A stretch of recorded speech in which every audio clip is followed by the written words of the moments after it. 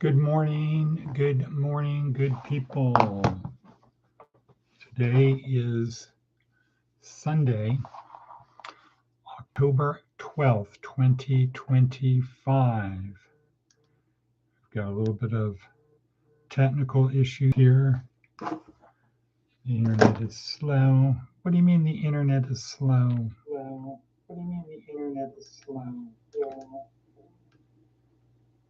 Oops. I have to share this. Bonk. There. Now she should have it. Okay, one of our erstwhile helpers here, Linda, with Love Thy Neighbor. Okay, good morning, good people. Today is Sunday, October 12th, 2025. It is just after 6 in the morning. Had a little bit of technical difficulties getting this show on the road. Internet issues, computer issues, who knows? Doesn't matter, but here we are now. And this is day 7 of week 1 of our neuroscience approach to success. Finishing our overview and orientation. This is for our students, and I would also say that all are welcome. It's G.school, which we do during the weekend. You could say that's good school, God school, grad school, goofy school, whatever. You choose what the G stands for. But here we are. And let's see, I just saw a text message over there thinking about something. Today's meme is, what does your body language say to you? What is our purpose for being here? Our purpose is to help our students and interested people on their journey through this life, where we rely upon, where there is a belief that, number one, we have a soul that continues after death. We have a transcendent soul. Something happens after death. We are not just atoms in the void. We're not just nothingness until the resurrection. That it's more of, as Jesus said in the Gospels, if you want to be one, if you love me, you'll follow my commandments. I and the Father are one, and you are invited to be one with us. The kingdom of heaven is in your midst, etc. So rather than going really, really deep into what does Revelation say, what does the Old Testament say, what does Paul say about what happens after your death, we're just sticking with what Jesus said. Because if the Creator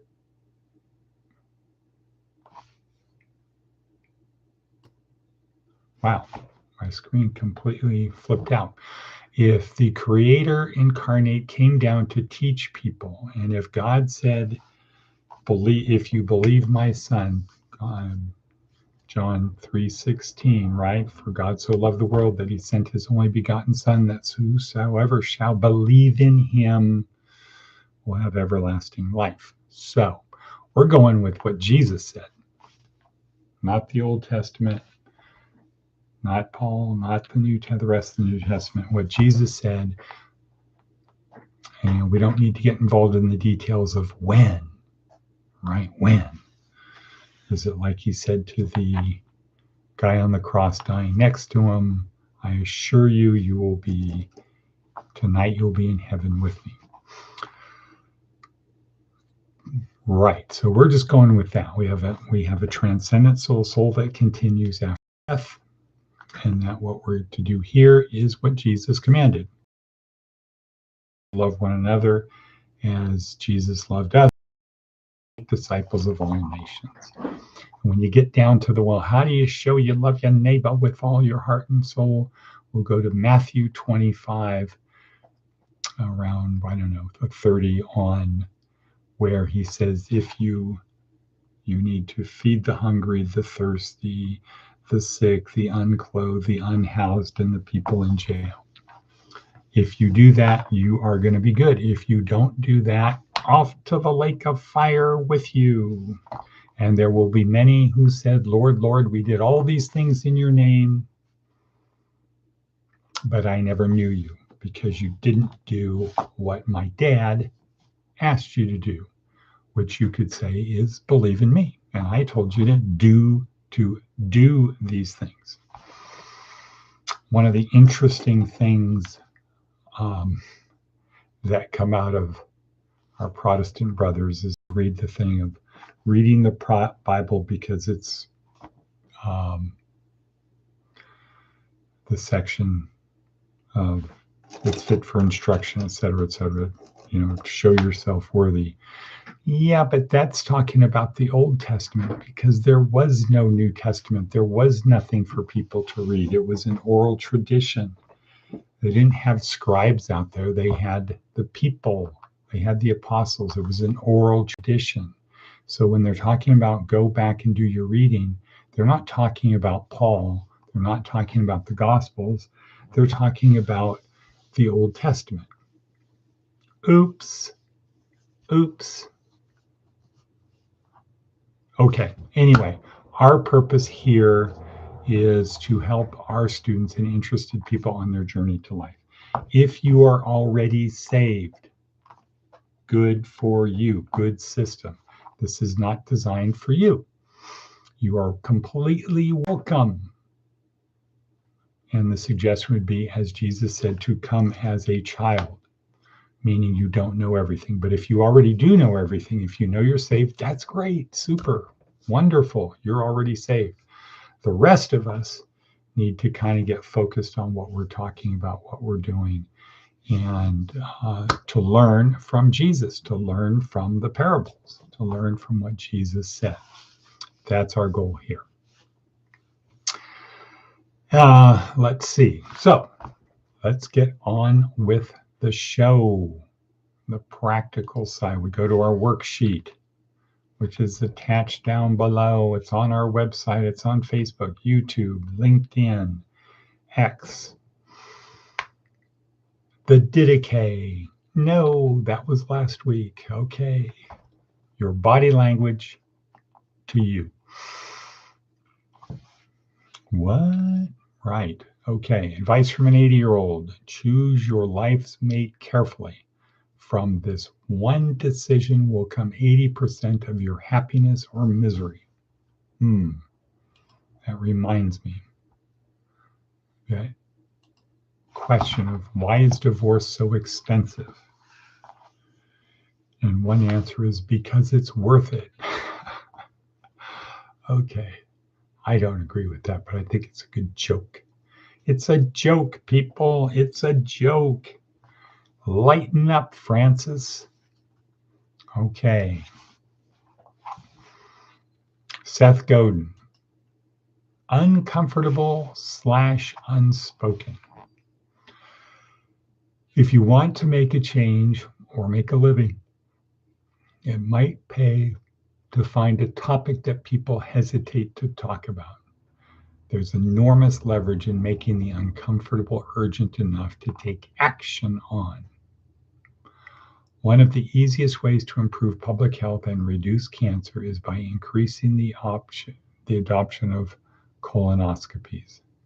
No scientific breakthrough is needed, just a cultural shift.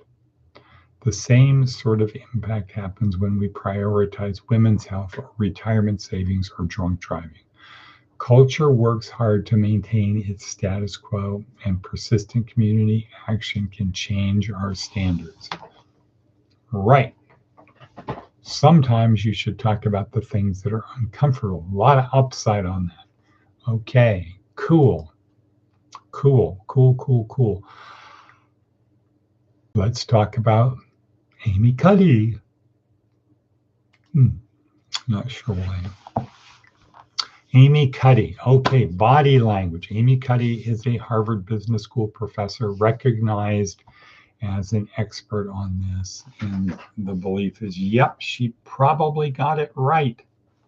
She probably got it right. There were some challenges in replicating her results, but the reasoning is solid, and I think it's held up to the test of time. And it's one of the most, it has been, maybe still is, the most popular TED Talk of all time. Okay, moving right along. Amy Cuddy observed in her classroom at Harvard Business School that a lot of the guys were big, boisterous, loud, and with a third or half, I don't know, material percent of the grade being class participation, the women who could be equally smart that were hunched down, small, they didn't make themselves visible, had a much harder time just because of participation. So she observed that and she remembered, this idea of body language. And it was the main thing we get is, what does your body language say to me? I look at you. What is your nonverbal language saying to me, your body language? And then there's that kind of shift of people who are a little bit better focus on my body language to you. What do I want to express to you through my body language? So that's acting confident and poised, instead of you're speaking, the tone of your voice, the speed, the pitch, there's four things on that. And then Amy took it down another level, which is, what does your body language say to you? Does your body language say something to you?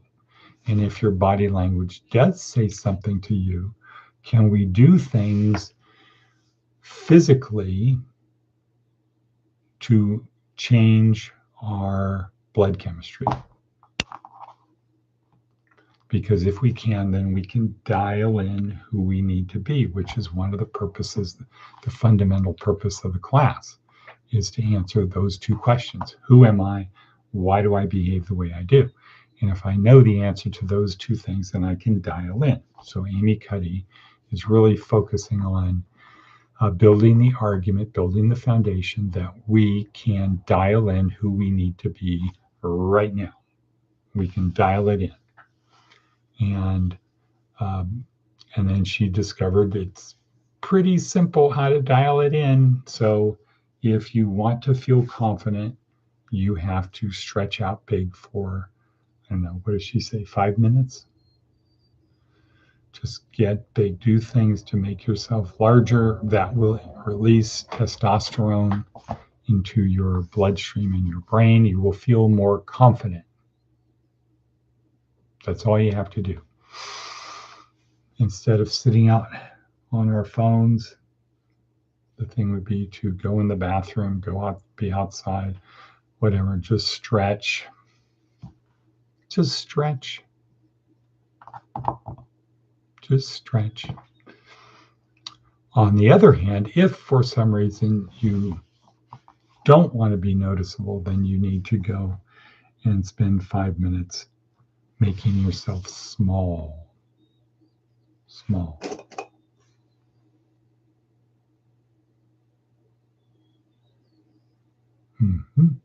That's it. That's it in a nutshell. People, and she says, fake it till you become it. So fake like you're confident until you become confident. That's her thing. Well, let's talk about next week. Next week is called Inside Our Skull-Sized Kingdom.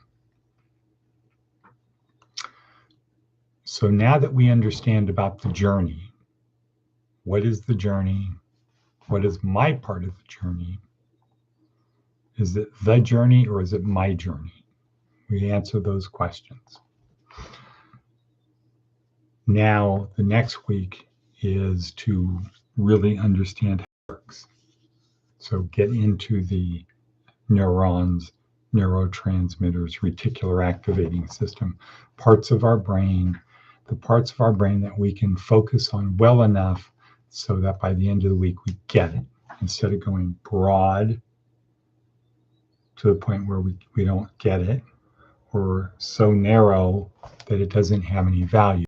We're going to take a chunk of it and for 7 days understand what it is. And the analogy we use is of taking a boat on the voyage adventure journey. So we frame our life as a journey, and we're going to have it's like a boat journey. We have to go on a boat to distant lands and places and things. And so week 2 is about building the boat. How do we build the boat? And we have to take into consideration the sails, the rudder mechanism, the steering mechanism, the below deck, and the hull. Because if we get those things right, we're going to have a good journey. And other things like, how big is the hull? How big is the ship, the boat? How big is it?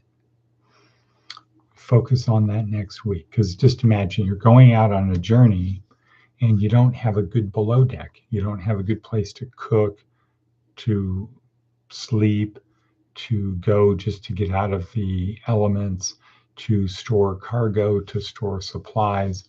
If that isn't big enough, your journey is not going to be able to go as far.